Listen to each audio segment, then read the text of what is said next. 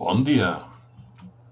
Avui treballarem les àrees dels quadrilàters. Abans, però, recordem què són els quadrilàters.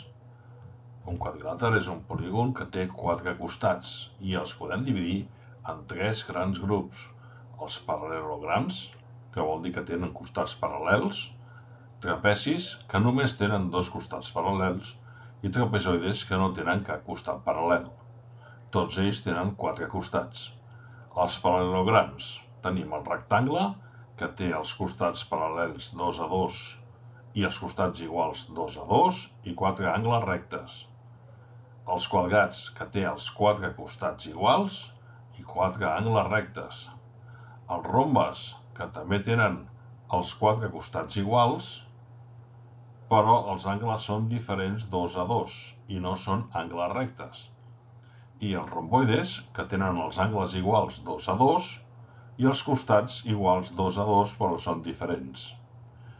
Després tenim els trapezis, que tenen 2 costats paral·lels, però els altres 2 no ho són. I en tenim 3 tipus: l'isòsceles, que els costats inclinats són iguals, els rectangles, que tenen un angle recte, i els escalens, que els 2 costats inclinats són diferents.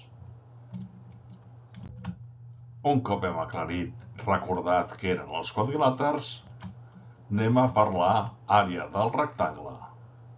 Un rectangle i un quadrat. El rectangle té 4 costats, un que li fa la base i un costat que li fa l'altura, que són diferents. Si tenim un rectangle de 5 centímetres de costat per 3 d'altura, com veiem, tenim 15 quadrats, que com vam veure anteriorment, això és un centímetre quadrat. Si en tenim 15 centímetres quadrats. L'àrea del rectangle serà multiplicar sempre la base per l'altura.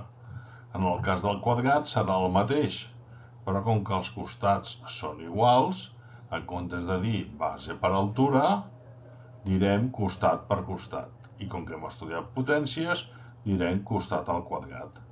Com que aquest quadrat fa 3 per 3, 3 per 3, 9. 9 centímetres quadrats. 9 quadrats d'un centímetre.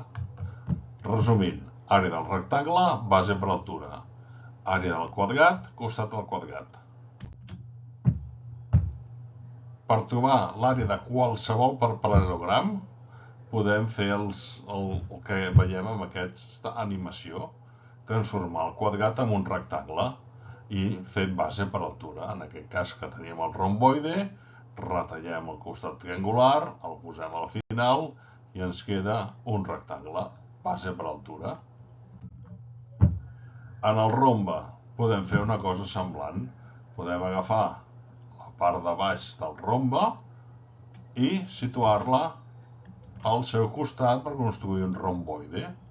Si el rombe té una diagonal gran i una petita, ara resulta que la diagonal petita és la base del romboide i mitja diagonal gran és l'altura del romboide. Si la seva àrea és base per altura, l'àrea del rombe serà la meitat de la diagonal gran per la diagonal petita. I el trapezi? El trapezi té 2 bases, una base gran i una base petita. Què podem fer? Transformar-lo en un romboide. Com? Ajuntant 2 trapezis. I aquest romboide tindrà com a àrea base per altura. Què ens mesura la base? Doncs base gran més base petita multiplicat per l'altura. Però com que tenim 2 trapezis, ho dividirem entre 2. L'àrea del trapezi, la suma de les bases per l'altura dividit entre 2. I això és tot. Espero que ho hàgiu entès. Fins al proper vídeo.